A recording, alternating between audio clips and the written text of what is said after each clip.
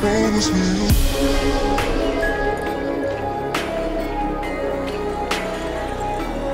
Promise me.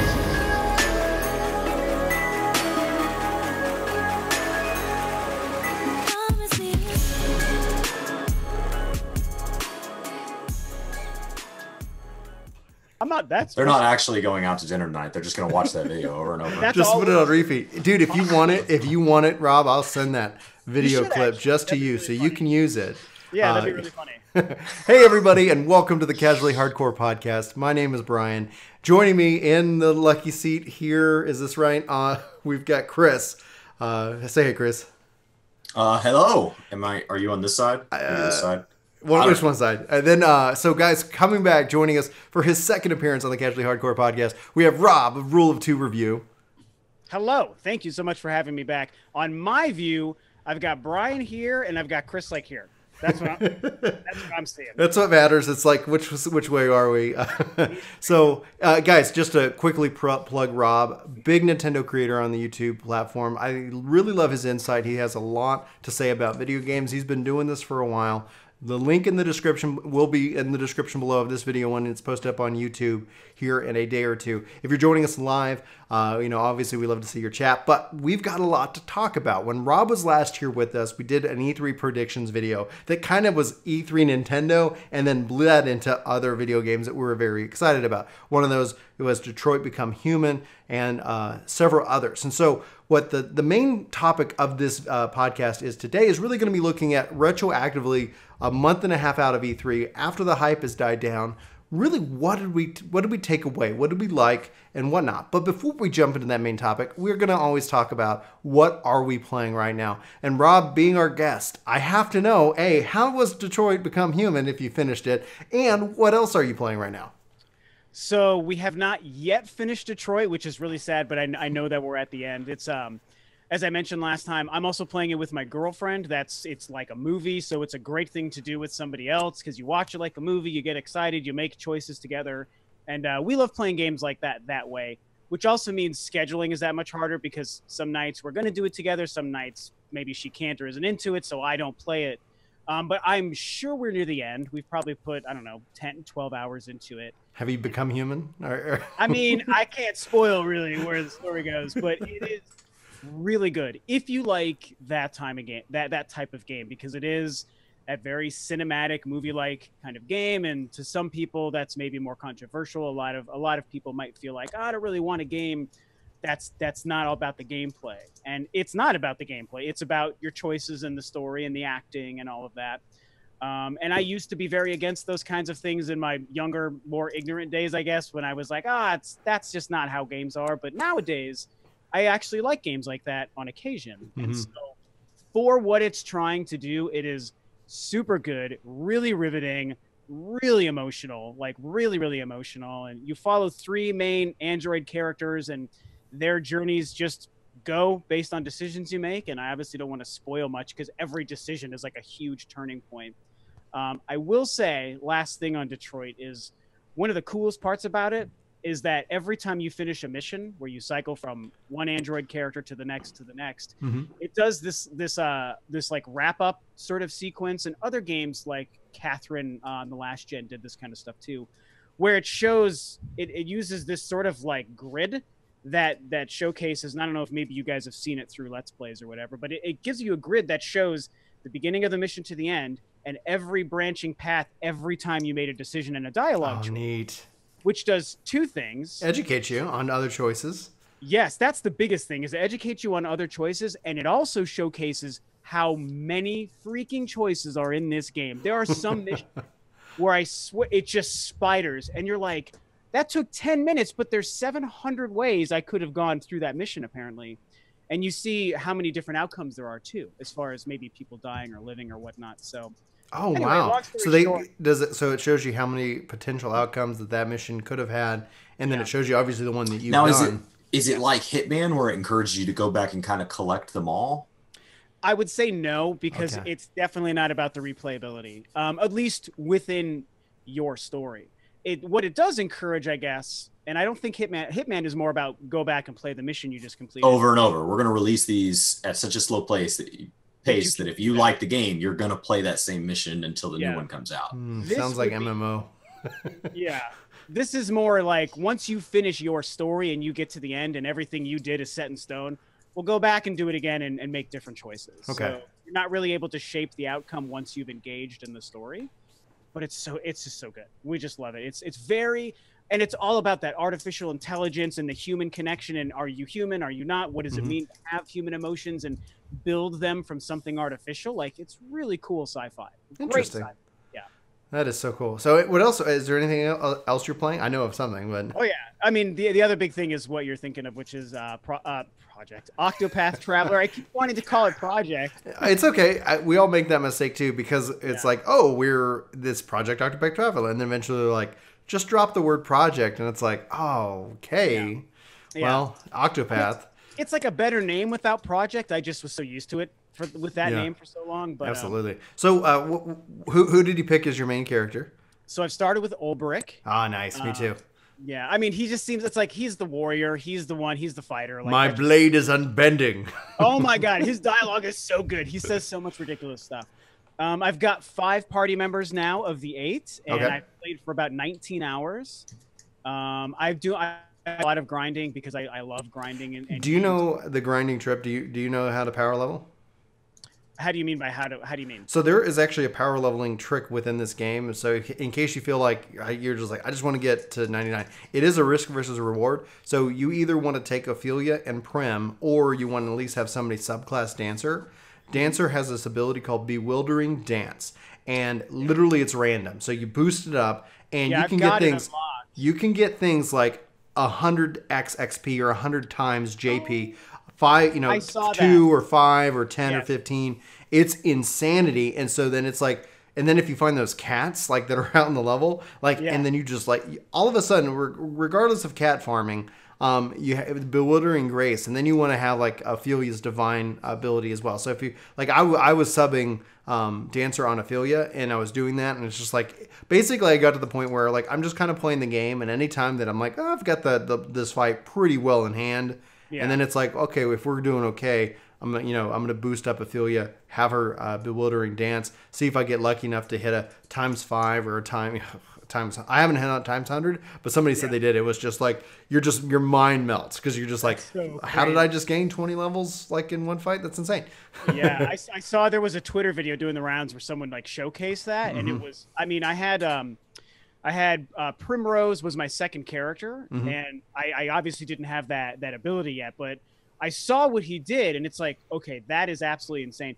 Sounds like, so I don't have Ophelia yet, but I guess you can use that same move on both characters. So yeah, at some point, like the shrine, you can unlock the sub jobs anywhere. There's these shrines that you find that were closed to us in the demo. And as you find the shrines, then your characters can pick a sub job out of the jobs, and there's actually 12. So you have the 8, and the first shrines you'll find are the 8. Then there's 4 other hidden ones. And so, but the catch-22 here is that as you sub job, so let's say you have Ulbrich sub job Dancer, right? No one else can do that sub job. So it does lock out your job. So you can't be like, well, obviously everybody wants this one build, this one sub job. It restricts that. It says no. Well, that's smart. I mean, that's with something especially like that could otherwise break the game. Well, that makes sense. I haven't found those temples or anything, so I didn't realize you could change those subclasses. That's actually really cool. Right. That's what I'm saying. Like this game, so like to jump on that you're playing it, I'm playing it. It is so deep. It is for me as a father, as a parent of kids who get out of bed, it is the perfect game because I can pause it at any time. But it's like, okay, what are we doing? It's like, oh, we're gonna watch this show. Okay, well, if I'm not too interested in it, I might lay down on the couch and play. And it is the perfect Switch game because boom, I actually literally have my Switch like next to me right now because it was my birthday on Friday. And so happy birthday! Thank you very much. I picked up Mega Man X Collection, so the just the one. I didn't really care for the rest of them. So Legacy X Collection, so I picked that up as a kind of little birthday present to me because my, lovingly enough, my mother-in-law handed me $60 in cash. I was like, well, I'll take 20 of this and just drop it. So it's like Octopath Traveler, absolutely. Fortnite has been really big in my rotation when it comes to the Switch. That was a huge controversy for E3. So I hope we can talk about that when we get to the main topic. Is there anything else, Rob, that you're playing real quick before I toss over to Chris? As far as current stuff, no. I'm always going back to like I'll play some Halo for a while or some Gears of War, Call of Duty stuff. I mean, I do put in like the occasional shooter. Halo 5? Yeah, Halo 5. I was actually. Do you play on Wednesdays, perhaps? No. Okay, Wednesdays, I was gonna say. I'm always for sure in the office. I'm never not working. I'm never working from home. Every Wednesday I'm in the office. Gotcha. It's like we've been playing Halo 5 again on Wednesday nights. I was just gonna say because it's like, oh, if you're free. Well, Wednesday nights, but we're also 2 hours time difference. Yeah. I mean, you freaking Californians.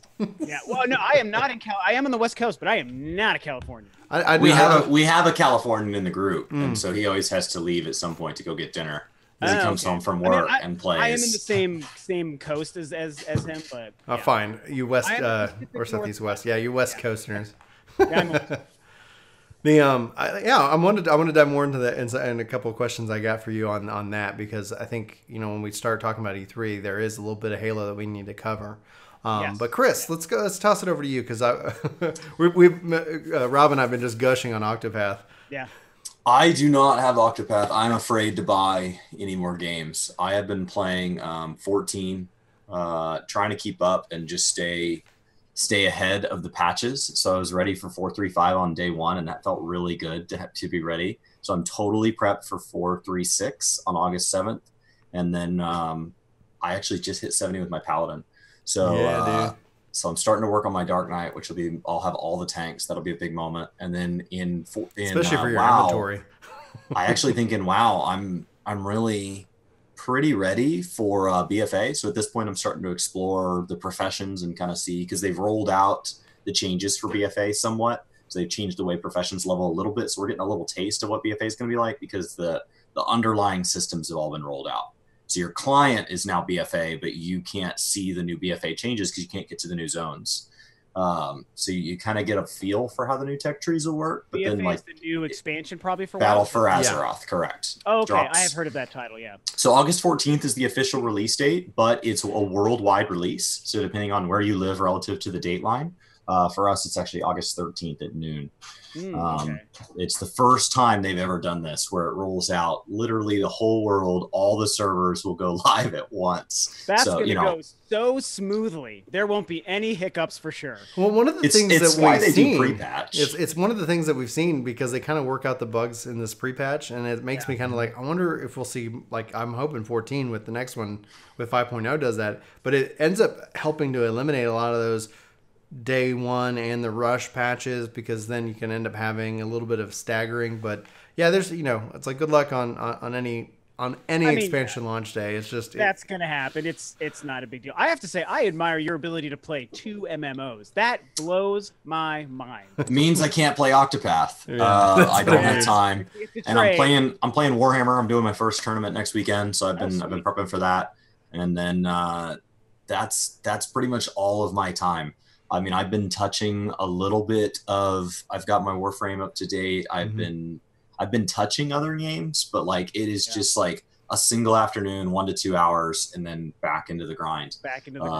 So I have a list of things I try to get done in both MMOs every day. I don't want to get too distracted from the main topics, but you guys and the content you do and all of that grinding that you do makes me so interested in Final Fantasy 14. Oh, dude! If you I didn't really realize that it had such a constant stream and a community, and like I said, my best buddy from back home in Denver, he found you guys because of all your Final Fantasy content. He loves what you guys do, and he loves that. If your buddy's still playing, we need to get you in at some point. Now, so I'm interested, but I don't have a PC that can run exactly, and that brings to the big point: CrossPlay. Talking about it, Chris, do you have a final thought? Because I'm gonna go. I'm ready to talk about some E3 stuff. Go for it. I'm ready to talk about E3, but as a totally separate subject, if you're looking at picking up MMOs, there is a major shift going on in MMOs right now. An entire paradigm shift in how billing structures, how you get in, and every MMO is responding to it differently.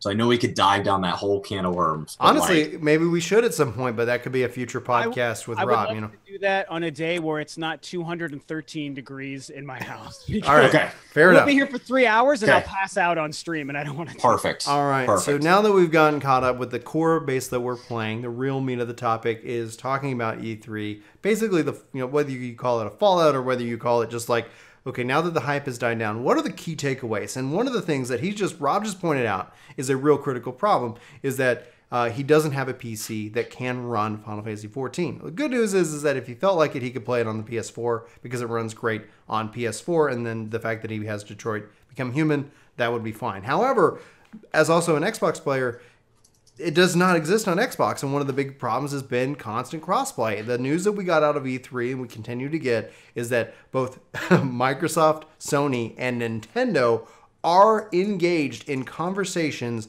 about how to bring Final Fantasy XIV to the other ecosystem. The big thing that we learned with Fortnite, so this is kind of where I'm wanting to get Rob's perspective on this, because I don't know where Rob falls. I know that I am really pissed about this whole problem, and I didn't realize that I wasn't alone until I posted a video on how to link your accounts in Fortnite, and literally have gotten thousands and thousands of comments about people who felt literally screwed over by Sony.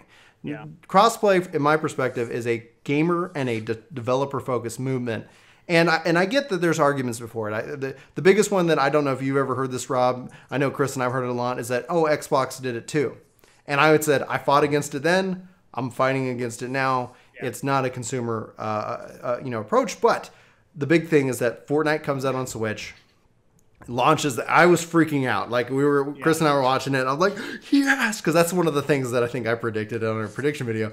Yeah. But at the end of the day, we were sitting here and saying, oh, it worked fine for me. I've been playing on Xbox. All my stuff's there. I can literally go from Xbox, pick this thing up, continue on my next game. All my progress is there. All my stuff is there. Not a problem. But if you're on PlayStation, if you've ever linked to PlayStation and you try to do the exact same thing, you can't. So now that I've caught everybody up, I don't want to sit here and make the next hour and a half rant video of me. I would love to know, Rob, what is your takeaway? How did Sony come out of this E3?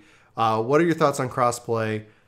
And then we can talk about everything else on the side. Okay. Yeah, those are two big questions. There are huge questions, yeah.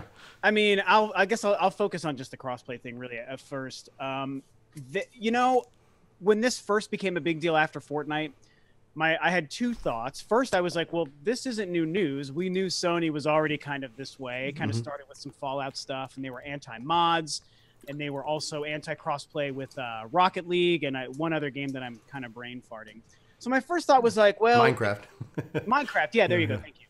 And I was like, well, not really a surprise, right? Like, I guess we know Sony kind of has this dumb thing. My other thought was, well, I think this is a shame, and I don't think it's really great, but I didn't really care because I didn't think it would ever affect my gaming. And I also didn't really realize how much other people would care. Mm-hmm. It's been a couple months now. I did discuss it on a video as well. And I'm at the point where while it still doesn't affect me and I'm not losing any sleep over it, it's pretty apparent that people do care and it does matter. And I've gone back and forth on if I think that the future of gaming really is crossplay or not. And it's settling into my brain that it really is. I really absolutely think that it's going to be. I think that Sony is currently engaging in a practice that is super anti-consumer, which I think is kind of what you're trying to get at, Brian. It's very anti-consumer. It's clearly pro-business. It is pro-Sony because Sony's mentality, I guarantee, is, well, we're comfortable on top. Yeah. We don't want to give you a leg up. Like Microsoft and Nintendo, you guys will benefit from us doing that, but we don't benefit from it. So why would we do it? Mm-hmm. And so I don't like it or agree with it. I do understand their perspective, and to a degree, I can't fault them. Other than long-term, the anti-consumer practice, I think, will eventually start to bite them in the butt. And it's kind of for that reason why I feel like they definitely won't stick to this. This will change. I do not see this as like the Sony we're always going to know is the guys who doesn't allow crossplay, doesn't want to play nice with others. There was something else that happened last gen on the PS3 era where there was something that I can't remember that they weren't allowing with their online service. It might have been cross chat, but that might have also been, I think it was cross chat. Yeah, I think that was also more of actually a technical limitation of PSN on PS3. One of the best things that happened to PS4 was the success of the 360 in terms of what it brought to Xbox Live. When you go from PS3 to PS4, when you log, like if you log out of a PS3 and then you log into a PS4, you're like, oh man, they get it. Yeah. And it's obvious. And that's one of the best. That's why I love competition. Chris, I want to toss it to you. I'd like to get your thoughts and perspective on this as well. So we've seen this sort of thing happen every time somebody gets too big for their britches. And it's not just limited to gaming, but if we just want to talk about gaming, like EA will own too many titles, and then they'll do something like, oh, you have to be connected online, and you can only install each game one time. Through Origin. And if that corrupts, and we talk about that now, and people who weren't there for that are like, what are you talking about? Yeah. That didn't exist, because they swept it so far under the rug so fast. Was that SimCity? It was SimCity. They really hurt SimCity back then. Yep. They had an entire market held captive because it's a genre that like nobody else can do right. And so it just went forever without a game. And then they released it and said, you can only install it. Should your save data corrupt, should you ever own a new computer, for the history of this game, you will have to buy a whole new copy. You will be limited to a certain number of installs. And I'm excited for Anthem. Like, that makes me more nervous. Like, it's like they came out and said good things about Anthem. Known for doing crap. Well, they came out and said like, hey, we've learned our lesson. No microtransactions, no loot boxes, and it's like, yes, they've learned every single lesson. I can't punch you in the face with my right hand. Well, let me punch you in the face with my left hand and see if that's not okay. Do you like that now? Can I kick you? Because like you apparently don't like when I punch you. So like they're not very good at taking a lesson and like looking at it from a broader perspective. They have to literally learn the individual detail. Like, oh, so we can't do loot boxes in racing games or shooters? I had no idea. Okay. And so Sony's doing the same thing, and Xbox has done it, and Nintendo are dicks too in their own way. Exactly. They are. Nintendo is their own form of. They're like Disney. We have the best IP in our space, so we don't have to share it with anybody. We don't have to play nice with YouTube. The internet is a fad.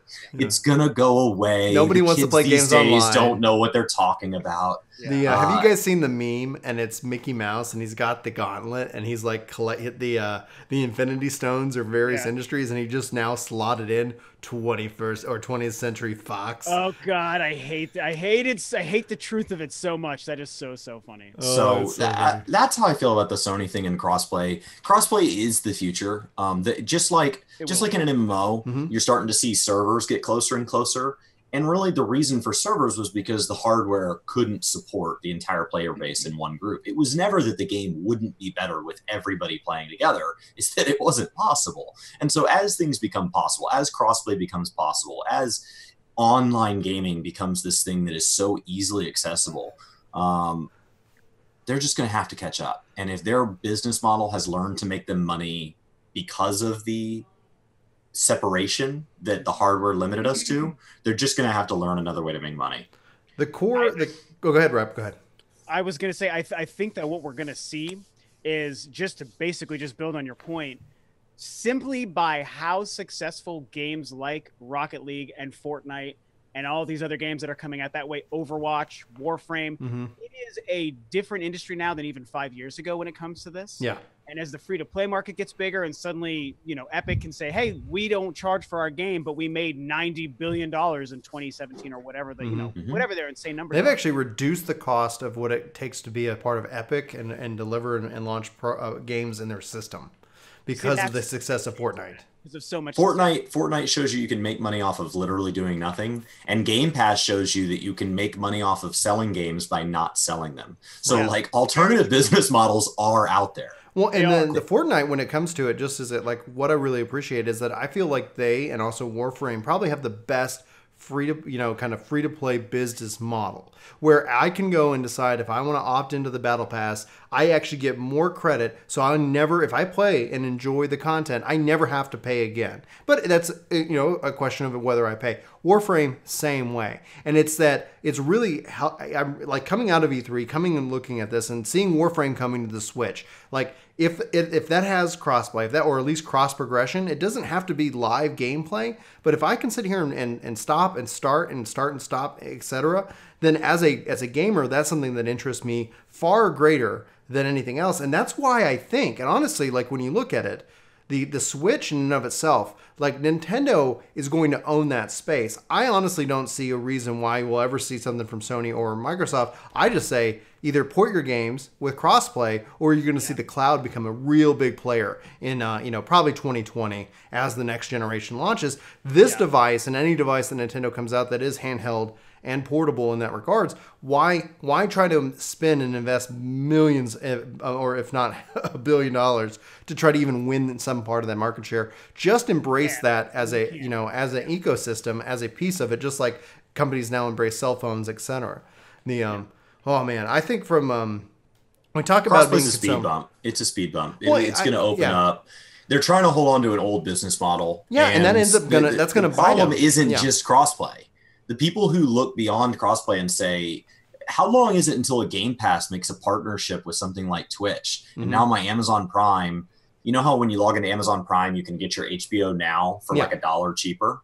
How long is it until my Game Pass can be linked with my Amazon Prime? And so now I'm just paying a cable bill that spreads across my entire entertainment package. So it's got my sports network, it's got my movie network, it's got my kids channels, it's got my games, it's got my grocery store. Why is it? I mean, you should just be, it's like, oh, my lifestyle costs $136.56 a month. And it's one bill, and I pay it to Amazon. I want to toss to you, one second, Rob. I want to toss to you just in a second. But Chili does bring up a point, like talking about Warframe on PC is too far ahead. When I do talk about crossplay and cross progression within the console space, the way that they've structured PC, honestly, I think it'd be okay if that PC was just out there in that case. I would love to see them work on a plan to bring that into, that kind of synchronization. But PC actually, what I hear from a lot of like PC players is kind of the beta for the changes that then get pushed out to console. But then when you talk about Xbox, PS4, and even Switch, like if those are all on the same build,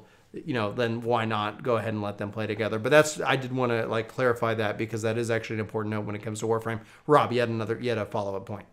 I did, and I don't know that I can remember it. And I just totally crushed it out of your mind. It's okay. We're just talking so much like crossplay stuff, and it's just, I just feel I'll go back to that, and I can even finish my thoughts on that, because I do think that Sony will re-implement it next generation. I just don't see it happening with the PS4. I think that what they're going to do is say, hey, part of the brand new PS5 network is this feature everyone wanted. It's not going to hurt them now to stop doing it, other than some public opinion, which does matter, but it's not going to stop their business sales.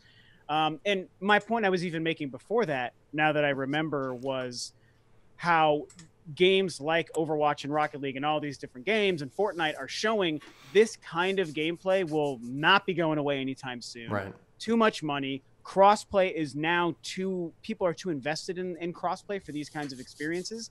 So by Sony going into the next generation, if they continue to ignore crossplay, they're essentially ignoring that market, which is way too lucrative for any one of the three to ever ignore. And so I think that's one of the many reasons that they'll embrace it. So everyone can be mad at Sony now, and I get it, but I'm just telling you, it's not going to be. The big hit's going to come. They've still got 80 million units out there. Yeah, like they so are. That's the thing. Assuming all those units are not owned by people that own multiple platforms, which is just not true. Right. Yeah. Brian and I each own a PlayStation, an Xbox, and a Switch, and actually, I think we each own multiple of some of those. So I don't know where you're at, Rob, but there's probably a lot of consoles just represented by the three of us. Yeah. And so but even if you just assume each console is one user, there's less than 20 million Switches out there. It's doing incredible, but it's just young. 20, probably 17 to 20 or so. And then how many Xboxes are out there, from Xbox One all the way to Xbox One X's? 40-ish, 50. So combined, they're sitting at maybe 60.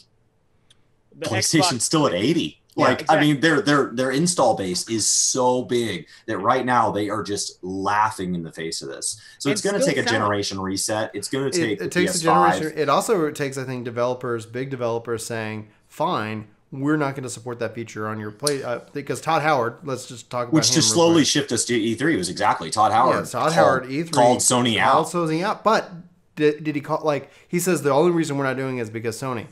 Well, can we do it with everybody else and just leave Sony off in their own little playground? Because that in and of itself is the defining factor. If Todd Howard said, crossplay is here for Xbox and PC, and then Sony, you're off in your own little area. you can't have it. He's got a lot of bold talk. I would love to see it's him bold be the leader talk. in Is it bold going to action. ever be followed up with action? You know, because it said he obviously wants it. He recognizes as a developer that this is better for his business. As if we were all separate from each other, let's say we're all I guess Fortnite players, but we could not play together, but we wanted to. We either two of us have to make a bigger financial investment.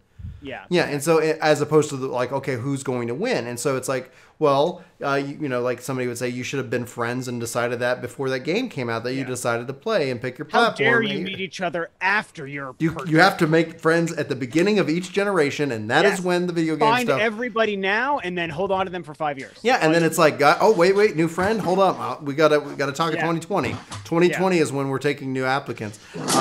So I want to shift focus because I think there's so much that we could obviously beat the dead horse about crossplay. The fact that Sony hasn't said anything, it's silent over there, and Microsoft and Nintendo, they've been freaking throwing little punches and jabs. They've been jabbing. The little jab is like pop up, be like pop, and then hide down. But I want to talk now about obviously like E3, right? So it's a month and a half out. When we got together, it's like I was telling Chris before we got on the call. I was like. After the dust settled, I was hyped. They didn't show off a 2D Mario, which was it's one thing I'm still looking for. I've been trying to play Donkey Kong with Maddie and look forward to that parent review because that game is hard for me. Yes, Donkey Kong. Even if they're like, oh, here's the Funky Kong mode. Yeah. That barely. It's like taking it from like ultra hard to hard. And it's like, and Maddie does not want to play as Funky Kong. She wants to play as Cindy. Cindy does not have that spy community, so she's not having fun with it. I wanted to, anyway, 2D Mario, make it happen. But there's that hopefully will tie into what Nintendo's kind of teased, saying like we didn't show off everything of our 2018 lineup, but there were some big notable things that were missing that didn't impact me. I mean, not that I'm not a fan of these games, but that's why I want to also toss over to Rom. Like Rom. There was a lot of things that I think that they announced that were great, but there were things that after the fact, kind of when I reflected back to our podcast, that were kind of missing from your, wish list there. Both, I think, reasonable. Like, I don't think your wish list was unreasonable, but I'd like you to kind of talk about that for a minute. Well, I mean, I definitely didn't hate Nintendo's presentation and what they brought, and I would even definitely more say I liked it than I didn't. I mean, I've rated them anywhere from like, I don't know, a C+ to like a B-, and that's the super fan in me goes to B- territory. It wasn't terrible, but it was definitely lacking. Like there wasn't a lot of content. That is completely for sure. And I think that for one, I think that that's okay. I think that that's everyone's gonna have a weak E3 presentation. Everyone's gonna have a slower year every once in a while. Last year showed us that Nintendo is, I think, still working to give us a lot of content. This year, I think what we learned at E3 was it is just a slower year, probably. I mean, that's just what it is. And I know that sometimes... Can you have a slow year with Smash, like rounding it out? It's a good point. I would still say yes, though. Okay. Mostly because Smash, as great as it is only one game. Also, it is barely eking into 2018, if we're being honest. It is like 3 weeks before the end of the year. But on the flip side, Smash is a juggernaut. It is going to sell like gangbusters, and it is a system mover. It will also sell Switches. Mm-hmm. So it is in that sense, you're still though right, because it is going to prevent them from having like a slower sales year overall. But yeah, I mean, there was a lot of missing games. There's even games that we thought still might come this year that weren't shown, like Bayonetta 3 or No More Heroes, which is one I'm waiting for, and a couple of other ones. They're just having a slower year. And I think that it's because, and I talked about this on a video, a personal theory of mine. I think that they were very smart and they were willing to front load the launch year of the Nintendo Switch, which was clearly a very smart move because it worked sales wise. And we all love our Switch because there's been so many games. And I think that then, because it was so front loaded, it's got a lull, I think, a little bit in the middle. And I think year 3 is going to have more third party and first party stuff from Nintendo. And I think that that's kind of what the C3 showed us. They're going to give us a Nintendo Direct, and we'll get probably 1 or 2 decent surprises for the rest of the year. Like, there's something else coming, I would think, for sure. But there's got to be. They've got so many also ports that, and I think we've talked a little bit about this, but for me, who skipped the last 2 generations, port me a 2D Mario, port me 3D Mario Land World or whatever. I don't care. I will totally buy them here. You know, for the people who like have a Wii U and had those games, maybe they don't want to buy them again. Well, that's where it's a double-edged sword too, because you bring up a good point. I mean, they could continue to dig into the well of Wii U games, which on one hand is great, and I think the Wii U has an incredible library, and it's cool to see some of them. But also, like, I mean, do we really want a brand new console that's so great to be so heavily reliant on old games? And I mean, clearly, like, you haven't played a lot of those games. So for you, it is a huge benefit. And I do think that's why it's smart. But a lot of people, I think, justifiably, we want new games. Like, you just want new games. Like, what if every PlayStation 5 game for the first 2 years are games PlayStation 4 games? Yeah, and so that's where I think we're at with that. It's a good show. Nintendo's not stupid. The Switch is a hit, and I know they're going to keep it a hit, but we're in some darker territory. I think it's only temporary is my thinking. And so when do you think we're going to see like Metroid Prime 4, you know, or even you know, Animal Crossing, things like that? Like, do you think are they not showing that stuff so they can come out? Because one of the things that Nintendo's done, and if Chris, if you have any thoughts on this, I'd love to hear it. But one of the things I see them have done is they're sticking with almost a 12 to 18 month window. If the game is not coming out in 12 to 18 months, outside of the first year where they basically had to tell people, we're going to get you a Metro Prime. Yeah. You know, that's all that said. And a Pokemon, too. And a Pokemon. Yeah. But it's like, outside of that, like, hey, don't worry, it's coming. But here's what you're going to play within the next 18 months. I actually prefer the 18-month strategy. As somebody who, like, you look back at the past, when, like, you look at Sony, like, it works for Sony where they're like, here's a game that's not going to be out for 7 years, but it's like, you know, it's coming. It's like, okay, just tell me when I can buy it. 12 or less months. I don't need to know. I mean, there's too many games these days. Yeah, there's too many games these days. There was once a time when we would have game droughts and we would have a whole year that had nothing in it. But if somebody thinks that Nintendo had a bad E3 presentation, where would they have fit more titles? I mean, they could have spent less time talking about Smash, I guess. But like you said, it's going to move a lot of consoles for the Christmas season. So it was a solid move. I do think there were missing in action major players, but in my mind, that's just a sign of a good 2019. And it's a bummer if your favorite game happened to have been pushed to 2019, but it's not because they haven't covered a wide enough spectrum. 2018 had something for just about everybody. So if you still feel that the game you want is not on Switch, it's because you're not trying the titles already out there. Yeah. I get it that your absolute number one favorite might not be out yet, but there is something else worth getting that console for. It's just too many good games. And that even does still apply to this year, even with a slow year. There is a lot of indie games and you know, I'm not an indie player, but it's huge for a reason. There's so much good stuff there.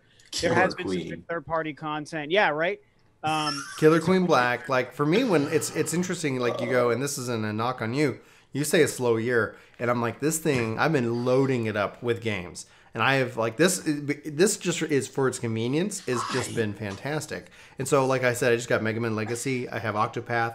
I look at, like, you know, World Ends With You, Pokemon, Smash. There is literally, it feels like a small gap, like in September. And that's why I'm like, where's the next, you know, Direct? Because if they came out and said, like, the one thing that I feel like the Switch is lacking, so when Chris says, is actually a 2D Mario. I've got my 3D Mario, and it's my game of the year last year. But I need a 2D. Well, I'm not a Luigi Manage guy. But Yoshi, yes. Good. I'm just looking for a 2D Mario game that I can play with Maddie. And that's really what it boils down to. We tried Donkey Kong and got our butts handed to us. And that's where it is lacking.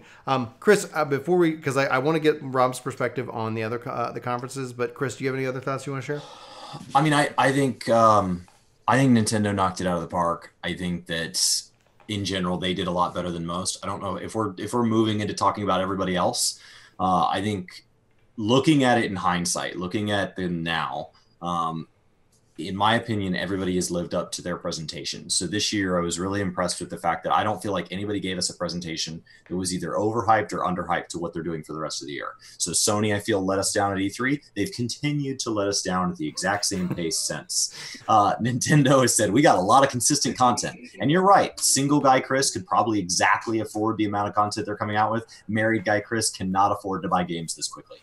So there's I can't spend $60 a month, and I don't have the time. Yeah. I don't.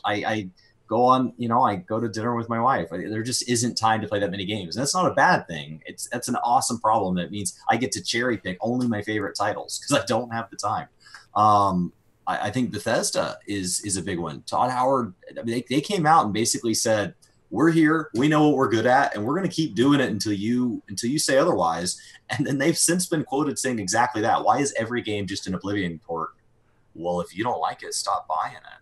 Yeah. Like, well, why is it not crossplay? Ask Sony. Like, they are just so in your face. We know who we are, and I don't really care if you like us. Yeah. I really appreciate them. So, Rob, do you have I want to get your perspective on the other conferences and as a whole for the industry, but do you have any other thoughts about what we were talking about and what Chris said before we move into those other questions? No, I mean, I think it's all pretty much right. I mean, I agree with it. I think I do still think it's kind of a slower year. I get that you think it's maybe not so bad. I think it's a little slow, but for me, it just comes down to I'm okay with it. Mm-hmm. And also, like you said, Chris, I love the way you said it's all about 2019 is going to be a stellar year for that exact reason. 2019, yeah. That's what we're seeing. So, I mean, yeah. Okay, so speaking of 2019, right? There were 3 conferences. I think, Nintendo really kind of set them up for this year in the early 2019, right?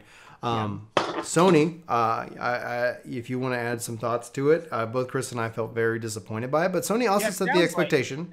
Sony set the expectation, but walking in, like for me, I was like, I'm excited about Spider-Man. They showed me Spider-Man. I was like, that's great.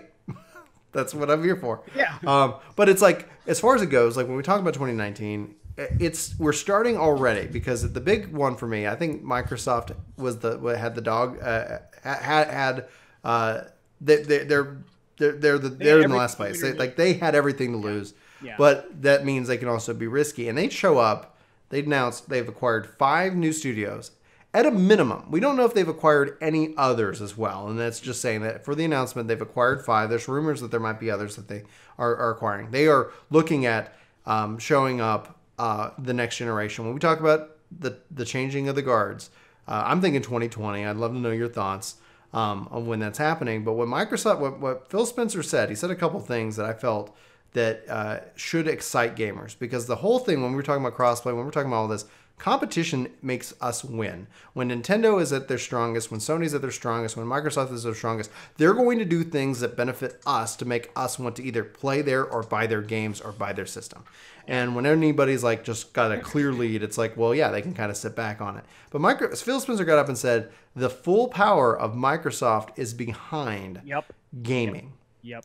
And if that doesn't make your like hair stand up on end, Microsoft is an insanely well run, and very profitable company. And now that Phil Spencer reports to the CEO himself and no longer has to do all these like political maneuvers, when they say that we're going to invest in gaming, like Sony, Sony's paying attention, and that's where it comes down to it. So for me, like in hindsight, when we talk about that, like when Nintendo walked in and I was like, Nintendo won. In hindsight, Microsoft makes me more excited for what they're going to do, because they said basically that what I heard at least is that we're not going to go out without like the biggest fight possible, announcing at a minimum 2 consoles for the next generation, which is pretty interesting. But also that they've acquired 5 studios, so they're going to be spending some money. Like, if you like video games, either one of 2 things is going to happen. They're either going to fall flat on their face, and we're going to be like, "Oh my gosh, I didn't see that," or they're going to release some of the most interesting content sometime in the next 5 to 7 years. But Rob, that's my takeaway. I'd love to hear yours. Feel free to weigh in on Sony's conference at all. But I think really for me, it came down to Microsoft and Nintendo. Yeah, I'm going to talk about Sony just because I can really quickly get through it. I think that it was better than a lot of people think it is. I know that you guys are down on it, and a lot of people are. I think their presentation sucked, but I loved the games that they had. Right, and that's what even like Legendary Mike, people are saying in chat. Yeah. Here's my thing with Sony is that the way they presented it sucked only because they were live. If they took the same trailers, the same content, and they just put that in a pre-prepared package like a Nintendo Direct, it would have been the talk of the show, because that's exactly what Nintendo does. Mm-hmm. They drop the ball by doing it. and they tried to move people between things, which was a disaster. And because of that, Chris said that if he was there, he would have probably rated it like really high because it looked like an experience that they really thought through the individual who's experiencing walking through these really well designed areas. It's cool. Get the press excited; they'll do the rest. Yeah, and I like the on paper. I think the right place having a reason to cut to Sean Layden and the 2 interviews for like what was probably supposed to be about 4 or 5 minutes. Real quick BS about games are great. What do you think? Sony's awesome. Okay, back to the stage. Let's watch some trailers. And instead, obviously, it didn't go smoothly. They had to pick up like 10 minutes of time, and so it felt keep filling. Okay. Yeah, he's like, I think we're ready to go, but we're, I guess, not. So how was your cheeseburger today? Like, it's so bad. But I think that if that would have somehow gone smoothly and quickly, we might be looking a little bit more favorable on it. But that's the nature of the beast. So I loved just game. I liked pretty much almost every game I saw. They gave me Resident Evil 2, and I cried like a baby. I was so happy. So it was just that the content was good, the presentation was awful. And that's my feelings on Sony. Honestly, I think there's a little bit of strategic kind of planning with that because when you talk about that, let's just do this, and then we're gearing up. Like when we talked earlier, we said, "What is 2019?" Well, 2019 is I think they probably start talking about PS5. Like if the next generation starts in 2020, I mean it's essentially like why we don't need to play these cards. We've got this in the bag, right? So let's just be experimental. Let's just try this. And it doesn't matter if we, if people like it or not. Just go for broke at the end. Yeah, because then it's like they can come in and off the heels of what people thought was a bad presentation, they can come in and be like, "You want presentation?" Boom, and it's like everybody's been like, "Yeah, this is the best conference ever," because when you compare previous to the current, it's not a bad strategy. There's always rumors within tech industry that people will launch a bad product mid so that when people come back to it, as long as you can hold that base saying, "Oh, I wasn't a fan of Windows 8. Well, here's Windows 10. Oh, we love it." It's like, there is some strategies within market price. I think that happens in the business world, the entertainment world. I firmly believe that is a strategy that's employed, and it's smart. And, I mean, it's when it works. When it works, it's like when it works. Yeah, I can't. Anyway, so that was Sony. What you got on Microsoft? What's your takeaway? So Microsoft really impressed me. Big fan of what they did, and kind of to echo a lot of your points, I see a super strong future for Microsoft, and it is super exciting. You talk about the studios, for example. They purchased 4 that they talked about, and they created one. Well, yeah, thank you. So, but it's still 5 brand new studios, and I think he even did say more are coming. So you're right on that as well. Everything I got from Microsoft, just like surface level, their presentation was great and their content was great. They fell apart with exclusive content. That's the biggest criticism you can say is they were just giving trailers that people could play on their PC or their PS4. Yep. So maybe they sold more PlayStations and Xboxes. That's a true thing. But the content was good. It was so exciting. Phil is always great on stage. And then they, just like you said, they totally convinced the world that they're here to stay. They're taking this seriously. My concern for Microsoft going in was that we were going to maybe see evidence that they're just kind of slowly stepping away from console gaming. They couldn't compete with Sony. We tried, we're done. And, it was going to be just like a really meandering sort of thing.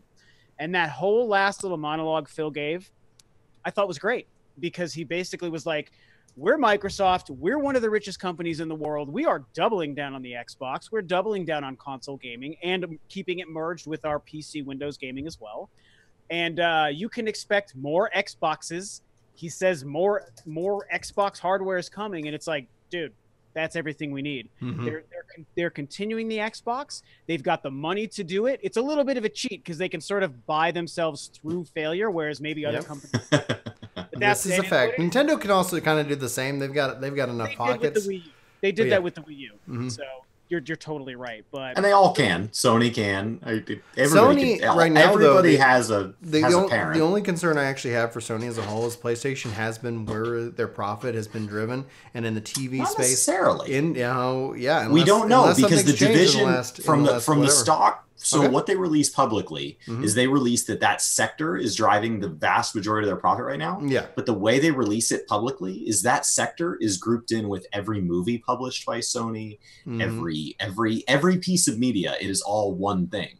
And Sony has a huge stake in a lot of major movie franchises. But I'm saying that so we don't know. We've seen them take a hit in TVs. I'm not saying that they're going to be going away. I'm just saying that from the perspective of it, because you're absolutely right, they do bundle that.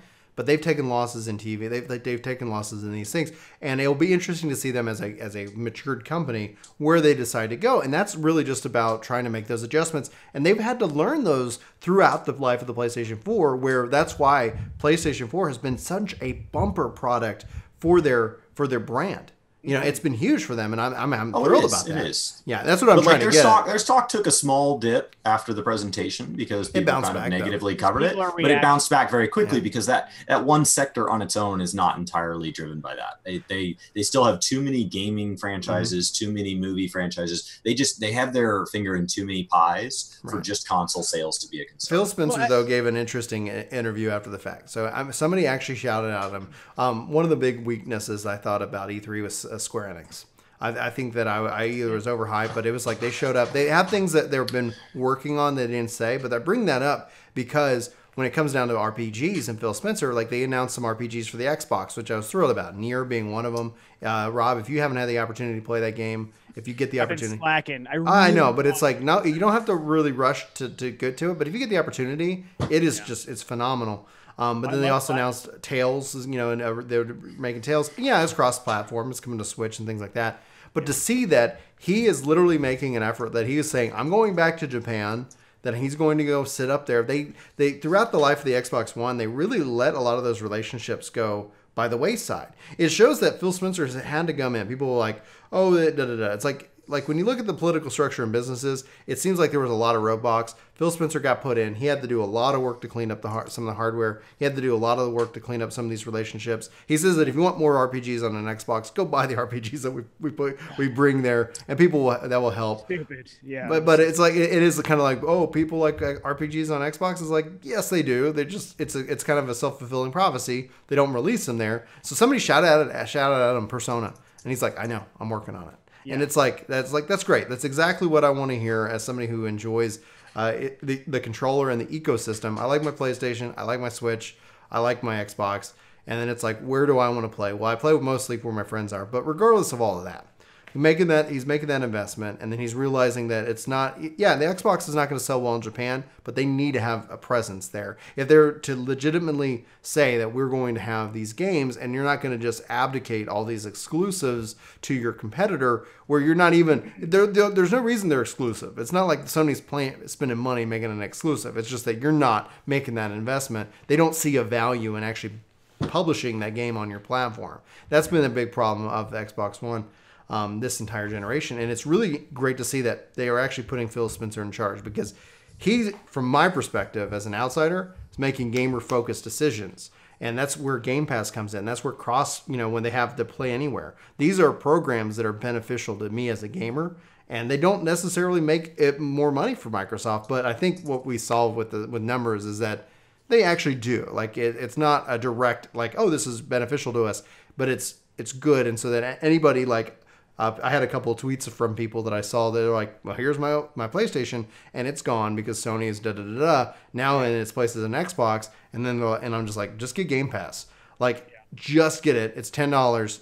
You can find it even cheaper, and you're set. You've got your library. You know, like, go have fun. You'll have more games to play. You can play a game a day, possibly. It's coming up on that, right? I don't know what Chris's thoughts are on that one. I think that, honestly, my fear with Game Pass was that, first of all, they wouldn't be able to attract big enough titles outside of the in-house stuff, and that's been wrong, and that they would try to capture a set of players who were not playing enough games, and it wouldn't A, be profitable for them because they're not selling any games anymore, or B, be a good deal for those players because they wouldn't end up enjoying it enough. And actually both of those have been wrong. They've seen game sales increase, and they've seen the amount of playtime that people are able to find increase, which means that those people are shifting.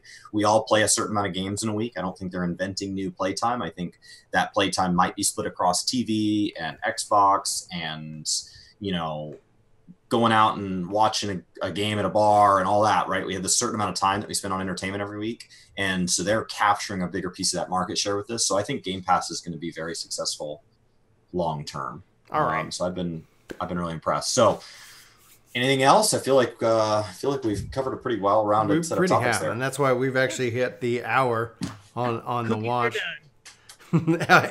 Rob, how's the temperature in the room right now? 10 trillion degrees. That's good. I'm worried that I look like shiny because like my back is so full of switches. Oh, dude, yeah. I just can't, like, the way our house is set up. Like, we face west just right here, and I got a window and everything, and I've got my Star Wars blanket covering like half the window to try to keep it cool. Oh my god, this room gets so hot, and you can buy like foil covered insulation, rigid foam to kind of put in the window if you're going to cover it with a blanket anyway. It was just tough because I only want it like half covered, and I can like fold the blanket when I want more and want more light. And like, this is my office, this is my YouTube room, and it's my game room for non-Switch stuff because I can take my Switch out there. Yeah, you're like, hey, all right. Which I do. That's how I've been playing Octopath for the most part. So it is what it is. It's just really hot in here. Well, let's. You have dinner plans with your with your girlfriend, so let's get you out to get dinner. Rob, before we wrap up, do you have any final thoughts on this or anything that we've talked about here on the podcast? I mean, I have to say thank you again. Like, I really love having these podcasts with you guys, man. You guys it's so much fun, good conversation. You know, our scheduling sucks. I'm so busy, and you guys are busy. Does Sunday nights typically work better for you? Because at this time, because the one benefit of you being 2 hours behind us is that my kids are asleep. Because you're like, I can do 5. I'm like, my kids are awake. Yeah. Still, yeah. It's like it would be like the Brian Holtz Kid podcast, and that, you know, I mean, that works for some people, but thank you, Patreons. For making these possible. Sundays works for me a lot of times. Okay, good. We'll just target that for the future. Yeah, I mean, it's definitely more open than most days for sure, I would think. But as far as everything else we talked about, I mean, I don't know. E3 was fine. I thought it wasn't like a slam bang amazing year, but I thought there's just so many good games right now. Chris, you were already saying this. I'm just really happy to be a gamer right now. Like, there's so much good stuff. It's too much. I'm sorry. There's too much good stuff. Mm-hmm. Not enough time, too many games, but it's not a bad problem to have. So I think that's what I took away from E3, and even with a slow Nintendo year, like, still a good presentation, still a lot to play. And I think next year is just going to be just stupid with games. So that's kind of where I'm at. My hope is at some point we'll be able to carve some time aside from you, and maybe we'll see Switch or Xbox get Final Fantasy 14. We might be able to get you at least to play around with a free trial, which is really quite nice. I even plan on just replacing my PC sometime soon. Like, I'm kind of being lazy. You know, I've seen some of your tweets talking about how many hours it takes for you to actually export your video.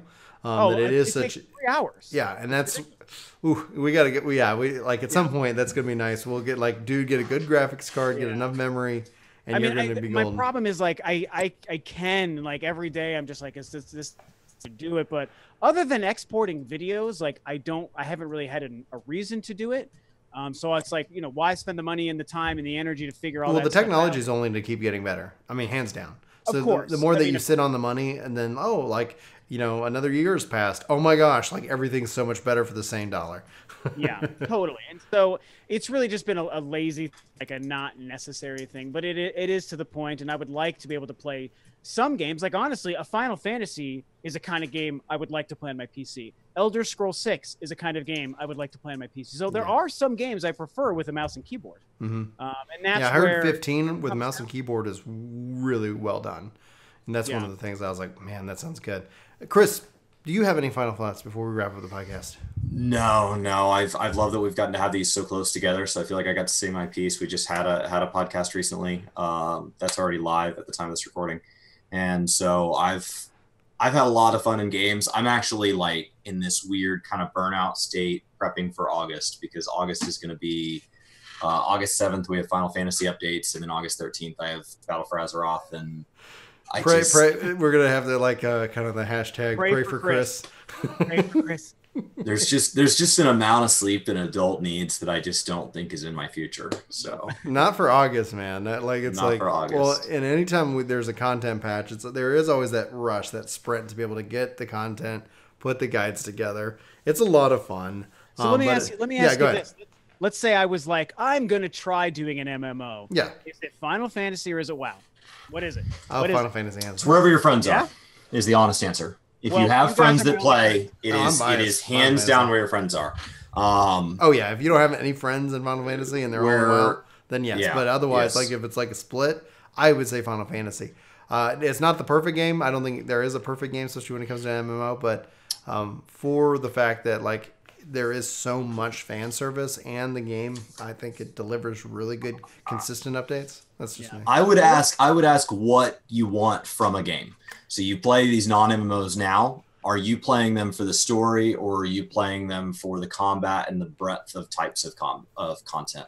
The ability to dive into mini games and things like that. Because WoW is a lot more, I guess, game, but Final Fantasy is a lot more immersive. Yeah. It's a lot more immersive, to the point where a guy who doesn't like story, my single biggest complaint is like non-skippable cutscenes in Final Fantasy.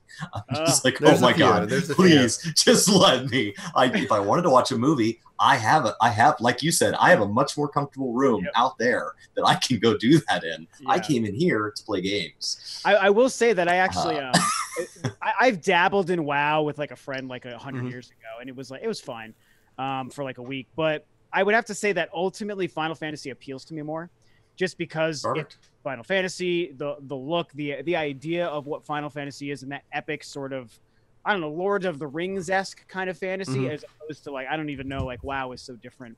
So I just feel like Final Fantasy is what actually appeals to me more. I think also from a interface and right now portability perspective, because you can play on PlayStation, you can play on PC, and you can play with a controller or mouse and keyboard. It's that you have, I think, a lot more interface and ability to like, you're like, I don't really like, I work at a computer all day. I don't like to play mouse and keyboard at all. Okay, great. I can pick up a controller and I'm ready to go, and I can have just as good, or even maybe, in my opinion, a better experience and a better ability to play and engage because of that. And that's interesting to hear, because I know a lot of people feel that way. And the big to-do about PC gaming nowadays is it's like, it's just you can play it like a console. You put it to your TV, you can have a controller. And for me, this is probably the really old school guy in me, but what I actually like and find appealing about PC gaming are the things that make it actually different from playing on my console. And to me, as simple and surface level as it sounds, it's the mouse and keyboard. Like that is a game change. That is a completely different interface. I can hold a controller in my hand with my Nintendo, my Sony, or my Microsoft consoles. But if I'm going to play Elder Scrolls 6 on my PC, I get to do this, and it's just that is the defining, just for me. That's fine. Defining exclusive characteristic. It's not like the graphics is nice, but it's not like the best graphics and graphics cards and stuff. It's the mouse and keyboard gameplay experience that I like being different from my console experience. So yeah, I guess if I was gonna have a final thought on that, it's like I hope that we'll see that Xbox will support mouse and keyboard at some point, at least making it an option. They're adaptive, I guess control scheme is really great to see them support many people, but also just like if you're ever well aware, you can use a mouse and keyboard on your PS4 with Final Fantasy 14, which I did not know that. Yeah, like it's like Chris plays. I play exclusively on PS4 with mouse and keyboard, and Brian plays exclusively on PC with a controller. Here's my beautiful controller. Like it's so beautiful. Oh, sweet. I have a separate mouse and keyboard sitting right here. This is my PlayStation mouse and keyboard. Awesome. This is my actual computer. That's so rad. That is so cool. And it's tough too, because, and Brian, you hold up the Xbox controller. That's the Xbox One controller is one of my favorite controllers. Hands down. It is so comfortable. It is so comfortable. Like to the point where like, hey, if they ever release a new console, if they say like all my old controllers work on it, that is literally like, thanks, I'm in. If they change it, they're out of their mind. The only thing I would have them add is either like a microphone, or I could see them adding in a thumbprint. Because let's say they get rid of Kinect, and this is, I know we're going a couple minutes over, but I do want to wrap up because I want you to get your drinks on. But it's like like at Microsoft right now, they have a keyboard that has a thumbprint option. Some laptops have that same kind of thing. If Microsoft Xbox Next does, and I've been calling it Xbox Infinity, we even get into Halo, but we'll have to have you back for another podcast. I didn't want to talk about Halo too. But let's do another podcast. Like we'll just set that up, etc. That's what we is like, said. "No, Like, no, no." otherwise, it's just like, whoa, this It's is not me. it's not Chris. my But it's fault. that they have it. So I was like, well, what if you could sit here and say, just like on your phone, like you could sign in and log into your account with just a thumbprint. They could easily put that kind of technology on a controller, on a gamepad. And that would be the one change. Like, keep cool, the man. form factor, but then it's just an option if you want to choose to opt into it. No Connect, no reading your face.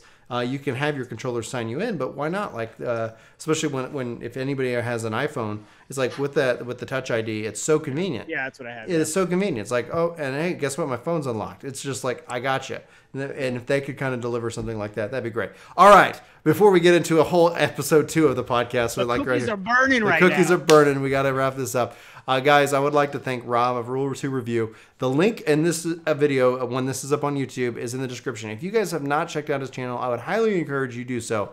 I think he is a top tier creator on on the platform. I've been a fan of his before we even had a channel, so I've been just kind of. If I have Nintendo That questions, is so cool. Rob's channel is a great place to stop by. If He's I just also, want to I know think, what's going on, but he talks about more than just that. Definitely, like he'll talk about whatever he wants, but it's that like he is obviously, if you cannot get from the background of his thing, he's a fan of Metroid, and so you can very well guess if you like Metroid, you should go check out his Metroid videos as well. He's just like us, he's a working regular guy, and that's why we love having him on the podcast to talk about video games and all things. In this case, it usually starts with Nintendo, and then we All just bleed things. into everything. So we'll have him back actually on the absolutely on the podcast as scheduling goes. I'd like to thank Chris for making time this evening. Hopefully you can catch him probably live sometime tomorrow on some platform that we're on at some point. And then, like he said, he's getting ready for Battle for Azeroth. So beware that we've got that content coming up here in the next couple of weeks. Rob, you got any final thoughts before I wrap up the show? No, just thank you guys so much, man. I love doing it, and I appreciate being on. So thanks. All right, so we're going to wish Rob a wonderful date night with his girlfriend and go and get some dinner and drinks and hopefully cooling off from the sweat box that is his room that faces west. My name is Brian for Worth to Game. This is the Casually Hardcore Podcast. If you guys have any questions or comments for us, please leave them in the comments below. Typically, we do a wrap-up show or a little bit afterwards, but we're going to go ahead and wrap it up here. I do want to say that if there are creators out there that you know and you like, please let us know about them. We like to always check out new creators. In fact, one of the best ways that you can help a creator grow on any platform is to tell people about them. People just letting me know of a guy, Wooden, and I cannot remember his last name, but I've been checking out his Guild War 2 videos. That, in and of itself, is the best recommendation you can ever give somebody that you're a fan of. And so, for that purpose, please let us know if there's creators that you'd like to see on this podcast. This is a conversational podcast about video games, and we like to talk and meet with anybody. So please let us know, because if we're not aware of them, I want to be made aware of them, and that's kind of what this shout out is. Like Chris said, thanks to our Patreons who make this possible. We'd love to, if you go, if you like what we do here on the channel, or you like what we do here on the podcast, thank a Patreon, or maybe consider becoming one. We have a goal of trying to get to 40 Patreons so we can bring this to SoundCloud and other platforms outside of YouTube. So that is kind of the goal, and we're getting closer. So please, we really thank everybody for your support for that. But without further ado, out of the longest wrap-up intro or outro ever, we thank you so much for watching this video. We hope to see you in our next, but until then, take care. Have you ever wondered what's on the other side of the camera from a YouTuber? Because sometimes it's really bad. Like right now, my house is under renovation, and so just to show you, there's like a desk with stuff that doesn't have a home, and then there's other stuff that doesn't have a home, and then there's a few things that do have a home. And some days, this is 100% clean around me, and other days, there is literally a mess as close as right here, just out of frame.